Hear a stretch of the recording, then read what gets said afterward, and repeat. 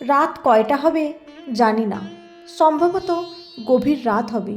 সময় দেখার জন্য ফোনটা আছে, কিন্তু সময়টা দেখবার মানসিকতা নেই। এই গভীর রাতে একা বসে আছি সমুদ্রের নীরব মাঝখানে। এটা এক ধরনের অভ্যাস।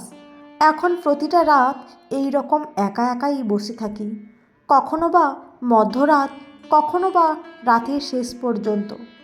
গভীর রাতে নীরব সমুদ্র, বসে থাকতে খুব ভালো লাগে। একসময় এই অভ্যাসটা ছিল না। এই অভ্যাসটা হয়েছে প্রায় 1 বছরের মতো হবে। একজনের জন্য এই অভ্যাসটা হয়েছে। নিজের কষ্টগুলো রাতের নীরবতার মাঝে ছড়িয়ে দিতে খুব ভালো লাগে। মনে হয় কষ্টগুলো একটু কমেছে। আমার কষ্টগুলো বিভিন্ন জিনিসের সাথে শেয়ার করি। কখনো রাতের আকাশে চাঁদের সাথে শেয়ার করি, আবার কখনো রাতের নীরব তারকাগুলোর সাথে শেয়ার করি। মাঝে মধ্যে বৃষ্টির সাথেও শেয়ার করি আমার কষ্টগুলো। চাঁদের আলো নিচে জাহাজের ওপর বসে আছি। মাঝে মাঝে কয়েকটা জাহাজ আমাদের জাহাজটাকে পাশ কাটিয়ে চলে যাচ্ছে।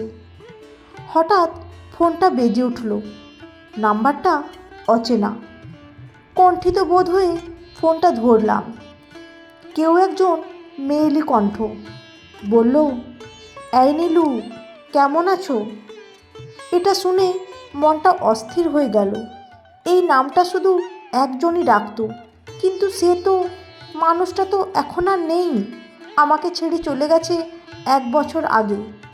মানুষটিকে আমি খুব ভালোবাসতাম, এমনকি এখনও বাসি। কিন্তু সেই মেয়েটি আমাকে ভালোবাসেনি, শুধু আমার সাথে কিছুক্ষণ সময় ব্যয় করেছে। কিন্তু সেই মানুষটি এখন আবার ফিরে আসবে কেন? আজ থেকে কয়েক বছর আগের কথা। আমি আর রাজীব ছিলাম খুব ভালো একজন বন্ধু। তার সাথে পরিচয় হয় স্কুলে। পঞ্চম শ্রেণীতে প্রথম দিনেই তার সাথে আমার পরিচয় হয়। ওই তবে থেকেই আমাদের খুব ভালো বন্ধুত্ব। ওইভাবে সময় কাটতে কাটতে অনেকটা বছর কেটে গেল। তারপর মাধ্যমিকের পর দুজন একই ভূগোল টিউশনে ভর্তি হলাম। ভূগোল টিউশনে প্রথম দিনই একটা মেয়ে পেছন থেকে বলল, সুশান্ত স্যারের টিউশনটা কোথায়? আর মেয়েটি আমাকে বলল, এই, তোমার নাম কি? আমি মেয়েটির দিকে তাকালাম। দেখি মেয়েটির মুখটা শীতের চাদর দিয়ে ঢাকা। সেজন্য তার মুখটি দেখতে পারছি না, কিন্তু তার চোখ দুটি দেখতে পাচ্ছি। অসাধারণ সুন্দর তার চোখ দুটি। আমি মনে হয় এমন সুন্দর চোখ প্রথম দেখলাম। সুশান্ত স্যারের টিউশন এই ওপরে। আর আমার নামটা নিলয় সরকার। আপনার?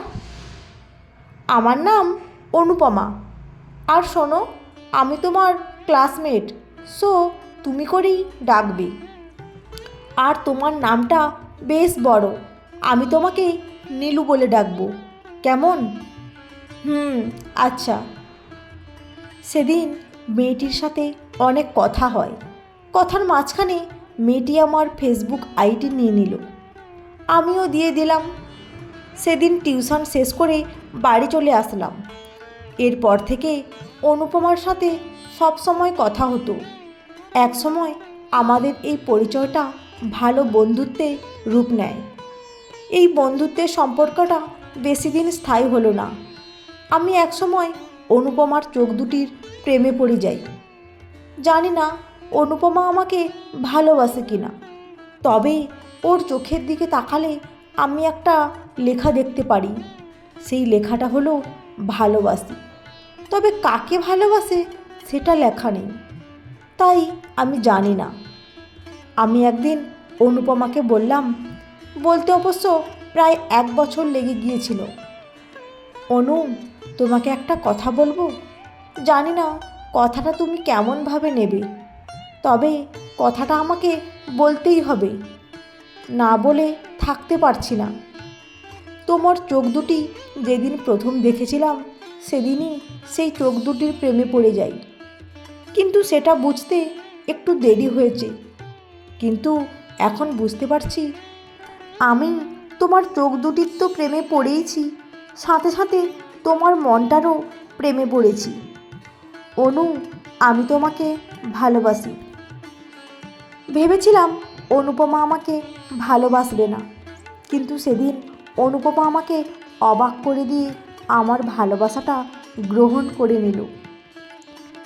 সেই দিন থেকেই আমাদের বন্ধুত্বটা ভালোবাসা নামক অনুভূতিগুলোতে রূপ নেয়। শুরু হয় আমাদের নতুন ভালোবাসাময় জীবন।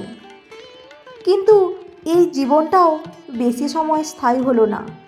কথায় আছে না, পৃথিবীর কোনো জিনিস স্থায়ী না।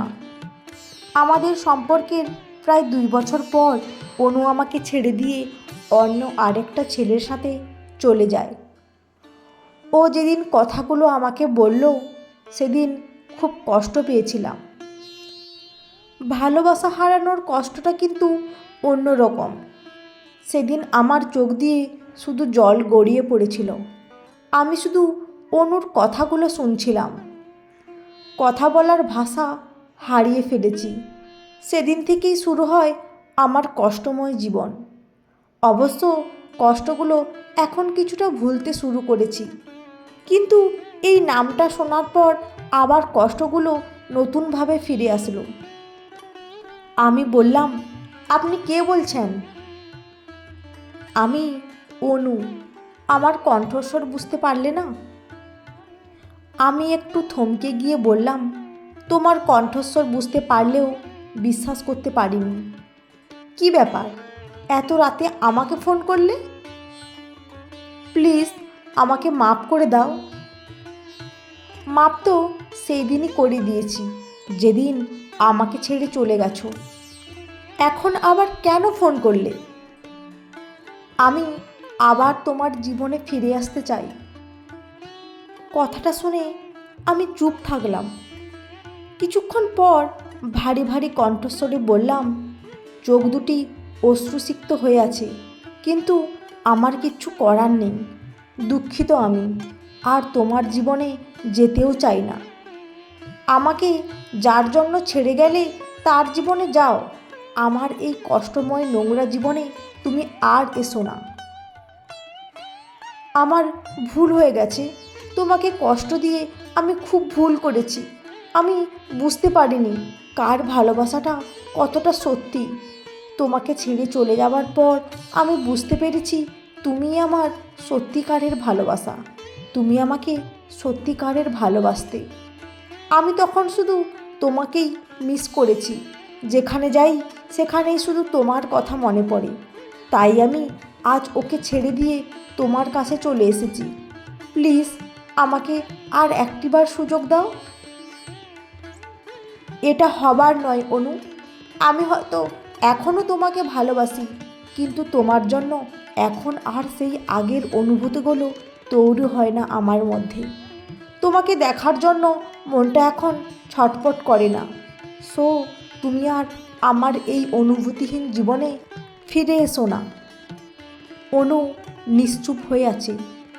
ফুপিয়ে ফুপিয়ে কান্নার আওয়াজ শুনলাম, কিন্তু এই কান্না আমাকে আর নরম করতে পারবে না। আমি আর কিছু না বলে চুপ থাকলাম। কিছুক্ষণ পর অনু ফুপিয়ে ফুপিয়ে আমাকে বলল, আমি আর কখনো যাব না তোমাকে ছেড়ে। প্লিজ আমাকে একটিবার সুযোগ দাও। আমি আর কখনো তোমাকে কষ্ট দেব না। আর আমি তোমার অনুভূতিহীন সেই হৃদয়টাই চাই। প্লিজ আমাকে ফিরিয়ে দিও না। তোমাকে ছাড়া আমি শূন্য হয়ে যাব। ও এভাবে ফুপিয়ে ফুপিয়ে বলতে লাগলো, আমি আর থাকতে পারছি না। ওর কথাগুলো শুনে মুহূর্তের মধ্যে ভালো লাগা কাজ করছে। সত্যি, ভালোবাসার কণ্ঠস্বর কোনো তুলনা হয় না। ভালোবাসার কণ্ঠস্বর দিয়ে আমি ওকে বললাম, তোমায় খুব ভালোবাসি।